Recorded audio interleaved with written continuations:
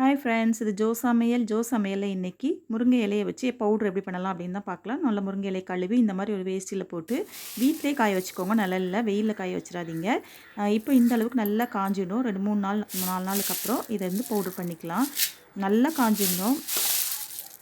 இப்போ இந்த பவுட்ரு வச்சு நம்ம என்ன பண்ணலாம் அப்படின்னு பார்த்தீங்கன்னா, சூப் பண்ணிக்கலாம். நமக்கு சிட்டியில் இருக்கும், முருங்கையில் ரொம்ப கிடைக்கல, அந்த மாதிரி டைமில் இந்த மாதிரி கிடைக்கிறப்ப வாங்கி காய வச்சுக்கிட்டோன்னா இதை எப்போனாலும் நம்ம யூஸ் பண்ணிக்கலாம்.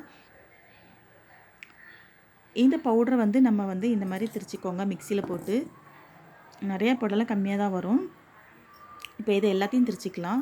இதை வச்சு நம்ம வந்து மிளகு, சீரகம், அப்புறம் வெங்காயம்லாம் போட்டு நல்லா வெந்நீரில் 2 ஸ்பூன் போட்டு கொதிக்க வச்சு குடிச்சோன்னா ஒரு சூப்பரான டேஸ்டியான சூப் கிடைக்கும்.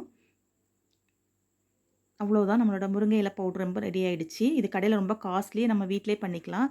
இந்த வீடியோ பிடிச்சிருந்தா ஜோ சமையலை சப்ஸ்கிரைப் பண்ணுங்கள், லைக் பண்ணுங்கள், ஷேர் பண்ணுங்கள். தேங்க்யூ.